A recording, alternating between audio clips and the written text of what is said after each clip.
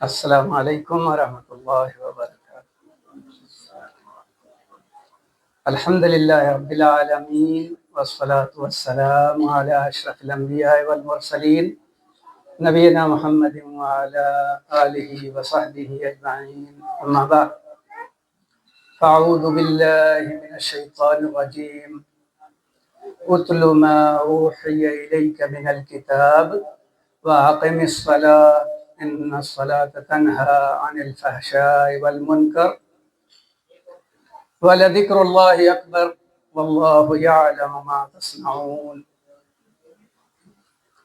محترم حضرات، بچے نے ماشاءاللہ پوری سورہ رحمان آپ کے سامنے تلاوت کر دی اور بڑے اطمینان کے ساتھ اس نے ساری آیات کو پڑھ دیا۔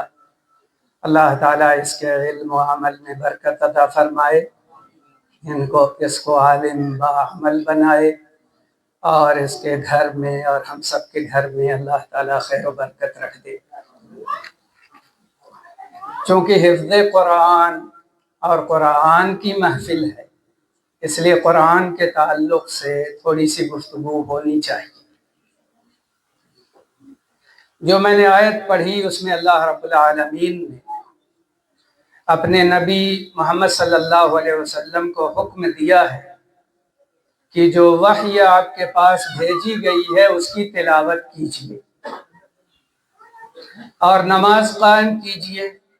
نماز فحش اور منکر چیزوں سے روکتی ہے، اور اللہ کا ذکر بہت بڑی چیز ہے، اور جو کچھ بھی تم کرتے ہو اللہ تعالیٰ اسے جانتا ہے۔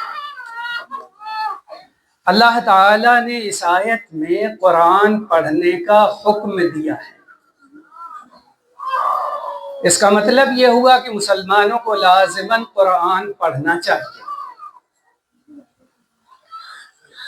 اللہ کے نبی صلی اللہ علیہ وسلم نے فرمایا اقرأوا القرآن فإنه يأتي يوم القیامہ شفیعا لأصحابہ۔ تم لوگ قرآن پڑھو، قرآن قیامت کے دن اپنے پڑھنے والے کے لیے سفارشی بن کر آئے گا۔ یعنی قرآن اللہ تعالیٰ سے سفارش کرے گا، شفاعت کرے گا ہمارے لیے، آپ کے لیے، کہ اے اللہ یہ بندہ قرآن پڑھتا تھا، یہ رات میں قیام کرتا تھا اور تیرے قرآن کی تلاوت کرتا تھا، اور میں اس کو جگا کر رکھتا تھا، اے اللہ اس کی مغفرت فرما، اس سے راضی ہو جا، اور اللہ تعالیٰ اس سے راضی ہو جائے گا۔ ایک روایت میں یہ ذکر ہے کہ صاحب قرآن آئے گا، یعنی قرآن کا حافظ، تو قرآن کہے گا اللہ تعالیٰ سے کہ اے اللہ میں اس کو جگاتا تھا رات میں اور یہ جاگتا تھا، یہ تیرا قرآن پڑھتا تھا، اے اللہ اس کی مغفرت فرما، اے اللہ اسے بخش دے، اے اللہ اس سے راضی ہو جا، اور اللہ تعالیٰ اس سے راضی ہو جائے گا۔ ایک روایت میں یہ موجود ہے کہ حافظ قرآن کے سر پر تاج رکھا جائے گا اور اس کو عزت کا جوڑا پہنایا جائے گا، جس سے اس کی شان صاف جھلکے گی اور نظر آئے گی۔ ایک روایت میں اس کے والدین کے لیے بھی سر پر تاج رکھنے اور جوڑا پہنانے کا ذکر موجود ہے۔ البتہ اس روایت میں تھوڑا سا ضعف ہے، لیکن پھر بھی کئی روایتوں کی وجہ سے علماء کہتے ہیں کہ وہ بھی قابل قبول ہے۔ یعنی حافظ کو بھی عزت بخشی جائے گی، سر پر تاج رکھا جائے گا اور اسے عزت کا جوڑا پہنایا جائے گا، اور اس کے والدین کے سر پر بھی تاج رکھا جائے گا اور انہیں بھی عزت کا جوڑا پہنایا جائے گا۔ تمام لوگوں کے بیچ میں یہ عزت جب اس کے والدین کو حاصل ہوگی تو وہ کہیں گے اللہ تعالیٰ ہمیں یہ عزت کس وجہ سے ملی ہے؟ تو اللہ پاک کہیں گے کہ تم نے اپنے بچے کو قرآن یاد کرایا اور حفظ کرایا، اسی وجہ سے تمہیں یہ عزت بخشی گئی ہے۔ تو الحمدللہ رب العالمین، یہ صاحب قرآن اور حافظ قرآن کے لیے بڑی عزت اور بڑی فضیلت کی بات ہے۔ البتہ یہ بات ہمیشہ یاد رکھیے کہ جو حافظ قرآن ہو اس کو پوری کوشش کرنی چاہیے کہ قرآن کے ترجمے کو بھی وہ سمجھے اور پڑھے، کیونکہ روایتوں میں ہے کہ حافظ قرآن جو قرآن کے احکام پر عمل کرتا ہے، اس کی حلال باتوں کو حلال سمجھتا ہے اور حرام باتوں کو حرام سمجھتا ہے، اس کے لیے عزت اور مقام ہے۔ صرف یاد کرنے سے اس بات کا ڈر لگتا ہے کہ کہیں ایسا نہ ہو کہ جو فضیلت حدیث میں بیان کی گئی ہے وہ فضیلت اس کے لیے نہ ہو۔ تو کوشش یہ کرنی چاہیے بالخصوص حافظ قرآن کو کہ وہ قرآن کو جس طرح یاد کیا ہے اسی طرح اس کے ترجمے کو وہ پڑھے، اس کے ترجمے کو سمجھے، تاکہ اسے معلوم ہو کہ اللہ رب العالمین کا کیا حکم ہے اور اسے کن باتوں پر عمل کرنا ہے اور کن باتوں سے اسے اجتناب کرنا ہے اور اپنے آپ کو اور اپنے اہل و عیال کو بچانا ہے۔ یہ بھی ضروری ہے۔ ایک روایت یہ مشہور ہے کہ حافظ قرآن اپنے گھر والوں میں سے 10 ایسے افراد کے لیے سفارش کرے گا جن پر جہنم واجب ہو چکی ہے۔ یہ روایت مسند احمد میں ہے اور ترمذی میں ہے، مگر اس میں 2 راوی سخت ضعیف ہیں، جس کی وجہ سے یہ روایت ثابت نہیں۔ علماء کہتے ہیں کہ یہ فضیلت کا تو بڑا مقام ہے، مگر حقیقت یہ ہے کہ یہ روایت ثابت نہیں، جس میں یہ ذکر ہے کہ حافظ قرآن اپنے گھرانے کے 10 ایسے افراد کے لیے سفارش کرے گا جن پر جہنم واجب ہو چکی ہے، اور اس روایت میں حافظ قرآن کی یہ شرط بھی ہے کہ وہ قرآن کے احکام پر عمل کرتا ہو، اس کے حلال کو حلال سمجھتا ہو اور اس کے حرام کو حرام سمجھتا ہو۔ اسی روایت میں یہ بیان بھی موجود ہے۔ تو اگر وہ نہیں سمجھتا قرآن کو تو کیسے جانے گا کہ کون سی بات حلال ہے جو میرے لیے قابل عمل ہے اور کون سی چیز حرام ہے جس کو ترک کرنا اور چھوڑنا میرے لیے واجب ہے؟ تو اس کے لیے سمجھنا بھی ضروری ہو جاتا ہے، مگر چونکہ روایت 2 راویوں کے ضعیف اور سخت ضعیف ہونے کی وجہ سے علماء کہتے ہیں کہ یہ روایت ضعیف جداً ہے، یعنی سخت ضعیف ہے، قابل عمل نہیں۔ پھر آپ غور کیجئے، قرآن میں یہ لکھا ہے وَأَلَّيْسَ لِلْإِنسَانِ إِلَّا مَا سَعَىٰ، انسان کو وہی چیز ملے گی جس کی اس نے خود کوشش کی ہے، جو خود عمل کیا ہے اس کا اسے فائدہ حاصل ہوگا۔ والدین کے لیے تو خصوصیت سے روایت کا ذکر ہے اور میں نے اسے بیان کر دیا، مگر گھر کے دوسرے افراد کے لیے یہ بات ثابت نہیں، کیونکہ اگر اس طرح باتیں ثابت ہو جائیں تب تو ہر گھر میں سے ایک آدمی کو حافظ بنا دو اور پھر پورے گھر والوں کے لیے جنت واجب ہو گئی، جبکہ وہ ایسے اعمال کر رہا ہے جس کی وجہ سے اس پر جہنم واجب ہے۔ تو آپ کو یہ معلوم ہونا چاہیے کہ کوئی کسی کا بوجھ نہیں اٹھائے گا، وَلَا تَزِرُ وَازِرَةٌ وِزْرَ أُخْرَىٰ، کوئی بوجھ اٹھانے والا کسی دوسرے کا بوجھ نہیں اٹھائے گا، ہر شخص کو اپنے اپنے عمل کا جواب دینا ہے۔ کیا آپ جانتے ہیں کہ اللہ کے نبی صلی اللہ علیہ وسلم پہلے حافظ قرآن ہیں؟ نبی صلی اللہ علیہ وسلم پہلے حافظ قرآن ہیں، اس کے باوجود اپنے چچا عباس رضی اللہ عنہ سے کہتے ہیں کہ آخرت کے لیے تیاری کر لو، میں تمہارے کام نہیں آؤں گا۔ اے پھوپھی صفیہ، آخرت کے لیے تیاری کر لو، میں تمہارے کام نہیں آؤں گا۔ اے بیٹی فاطمہ، میرے مال میں سے کچھ لینا ہے تو لے لو، میں آخرت میں تمہارے کام نہیں آؤں گا، وہاں کے لیے تمہیں خود تیاری کرنی ہے۔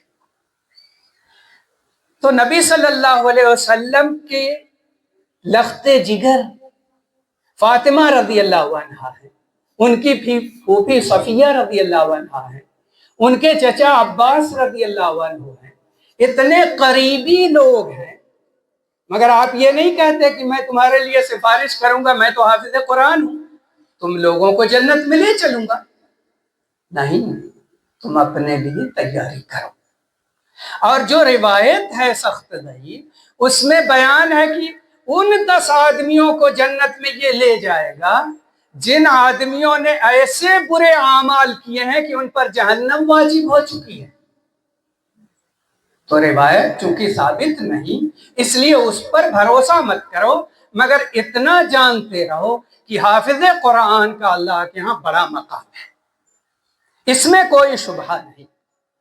حدیث شریف میں لکھا ہے کہ قیامت کے دن کہا جائے گا حافظ قرآن سے، اقرا ورتقی ورتل کما کنت ترتل فی الدنیا فإن منزلتک آخر آیت تقرأها۔ تم پڑھو اور چڑھتے جاؤ اور ترتیل کے ساتھ ٹھہر ٹھہر کر اطمینان سے پڑھتے جاؤ، تمہاری منزل وہاں ہوگی جہاں تمہاری تلاوت ختم ہو۔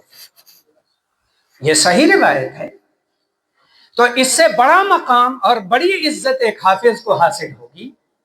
اس کا مطلب کہ حافظ بھی ایسا ہو جو یاد رکھتا ہو، جو تلاوت کرتا ہو، بھلا نہ دیا ہو، کیونکہ اگر بھول جائے گا تو وہ پڑھتے پڑھتے اوپر چڑھے گا کیسے؟ یہاں تو حفظ ہوگا، سینے میں محفوظ ہوگا، یاد کیا ہوگا، تب پڑھتا ہوا اوپر چڑھتا چلا جائے گا۔ تو اسے کوشش کرنی چاہیے۔ مجھ سے ایک حافظ صاحب نے کہا، حقیقت یہ ہے کہ ہر حافظ کو کم سے کم روزانہ 2 پارہ پڑھنا چاہیے، ہر حافظ کو، اگر وہ چاہتا ہے کہ اس کا حفظ مضبوط رہے تو کم از کم روز وہ 2 پارے پڑھے۔ آسان ہے، صبح 1 پارہ پڑھ لے، شام کو 1 پارہ پڑھ لے۔ حافظ قرآن ہے، ہم لوگ آدھے گھنٹے اور 35 منٹ اور 40 منٹ میں آرام سے پڑھتے ہیں، تو وہ ہم سے پہلے ذرا سا پڑھ لے گا۔ لیکن پڑھنا چاہیے، تلاوت کرنا چاہیے، اور تلاوت کرنے اور پڑھنے کا حکم تمام لوگوں کے لیے، کیونکہ اللہ تعالیٰ نے کہا اتل ما اوحی الیک من الکتاب، جو کتاب وحی کے ذریعے بھیجی گئی ہے اس کی تلاوت کیجیے۔ تو اللہ نے حکم دیا اور نبی صلی اللہ علیہ وسلم نے حکم دیا، اقرأوا القرآن فإنه یأتی یوم القیامہ شفیعا لأصحابہ، قرآن پڑھو، وہ قیامت کے دن قرآن پڑھنے والوں کے لیے سفارشی بن کر آئے گا۔ تو قرآن پڑھنے والوں کے لیے یقیناً بشارت ہے۔ تو قرآن کی تلاوت روز ہونی چاہیے اور روزانہ پڑھنا چاہیے۔ اور خود نبی صلی اللہ علیہ وسلم نے فرمایا ہے کہ تم قرآن کو 1 مہینے میں ختم کر لیا کرو۔ عام لوگوں کے لیے آپ نے یہ حکم دیا کہ قرآن 1 مہینے میں ختم کر لیا کرو، یعنی روزانہ کم از کم 1 پارہ پڑھنا چاہیے ہر مسلم کو۔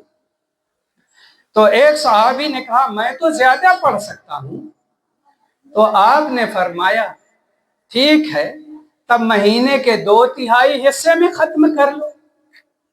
کہا میں اس سے زیادہ پڑھ سکتا ہوں، کہا تب آدھے مہینے میں 15 دن میں ختم کر لو۔ کہا میں اس سے زیادہ پڑھ سکتا ہوں، تو آپ نے فرمایا کہ تب 1 ہفتے میں ختم کر لو، لیکن کوئی آدمی 3 دن سے پہلے قرآن ختم نہ کرے، کیونکہ جس نے 3 دن سے کم میں قرآن ختم کیا وہ قرآن کو سمجھ نہیں پائے گا۔ تو قرآن چونکہ سمجھ کر پڑھنا ہے، اس کے حلال کو حلال سمجھنا ہے، اس کے حرام کو حرام سمجھنا ہے، تو ضروری ہے کہ پڑھا بھی جائے، سمجھا بھی جائے، تاکہ اس پر عمل کیا جائے۔ قرآن پڑھنے سے، حفظ کرنے سے آدمی کو عزت ملتی ہے۔ آپ لوگ بھوکے ہوں گے اور سبھی ہیں دعوت میں آئے ہیں، تو میں ایک حدیث سنا کر کے بات ختم کرتا ہوں۔ مسلم شریف میں ایک روایت موجود ہے کہ نافع بن عبد الحارث یہ وہ شخص ہیں کہ عمر رضی اللہ عنہ نے ان کو مکے کا گورنر بنایا تھا۔ عمر رضی اللہ عنہ مکہ کی طرف جا رہے تھے اور مقام عصفان میں ان کی ملاقات ہوگی نافع بن عبد الحارث سے۔ تو کہا تم مکے کے گورنر ہو، یہاں راستے میں یہاں پر مقام عصفان میں کیا کر رہے ہو؟ کہا کہ میں آیا ہوں کسی کام سے۔ تو کہا مکے میں کس کو ذمہ دار بنا کر آئے ہو؟ ایک حاکم ملک اور شہر چھوڑ کر کے جائے اور کوئی ذمہ دار نہ ہو، یہ تو مناسب نہیں۔ کس کو ذمہ دار بنائے ہو؟ کہا ابن ابزا کو۔ کہا یہ ابن ابزا کون ہے؟ کہا ہمارا آزاد کردہ غلام ہے، یہ غلام تھا، ہم نے آزاد کر دیا ہے، اسی کو میں مکہ والوں کا حاکم بنا کر آیا۔ عمر رضی اللہ عنہ کا مکہ والے جو سب سے زیادہ عزت و شرف والے لوگ ہیں، ان پر ایک غلام کو تم نے حاکم بنا دیا۔ تو کیا کہا نافع بن عبد الحارث نے؟ انہوں نے کہا کہ وہ قرآن کا قاری ہے اور فرائض کا عالم ہے۔ علم فرائض، وراثت کے مسائل، فرائض کا اور وراثت کے مسائل کا وہ عالم ہے۔ تو عمر رضی اللہ عنہ کو فوراً حدیث یاد آئی، اما ان نبیکم قد قال، سنو تمہارے نبی محمد صلی اللہ علیہ وسلم نے ایک بات کہی تھی، ان اللہ یرفع بہذا الکتاب اقواما ویضع بہ آخرین، اللہ تعالیٰ اس کتاب کے ذریعے بہت سے لوگوں کو بلندی عطا کرتا ہے اور بہت سے لوگوں کو پست کر دیتا ہے۔ تو یہ آزاد شدہ غلام ہے، لیکن قرآن پڑھتا ہے اور قرآن کا قاری ہے اور علم فرائض کا عالم ہے، تو اللہ تعالیٰ نے اس کو یہ عزت بخشی کہ مکہ والوں کو حاکم بنا دیا، مکہ والوں کا حاکم اسے بنا دیا۔ اور بہت سے لوگ قرآن پڑھتے ہیں اور اس کے باوجود اس کو نہیں سمجھتے اور اس پر عمل نہیں کرتے، قرآن کے احکام سے غافل رہتے ہیں، جس کی وجہ سے اللہ تعالیٰ انہیں ذلیل اور پست کر دیتا ہے۔ تو اگر عزت چاہیے تو قرآن کو پڑھو بھی اور سمجھو بھی اور اس پر عمل کرو، تاکہ عزت اور سربلندی مسلمانوں کا مقدر بن جائے۔ اللہ ہم سب کو دین کی سمجھ عطا کرے، توحید و سنت پہ قائم اور باقی رکھے، گمراہیوں سے ہم سب کو بچائے۔ وصلی اللہ وسلم علی نبینا محمد وعلی آلہ وصحبہ۔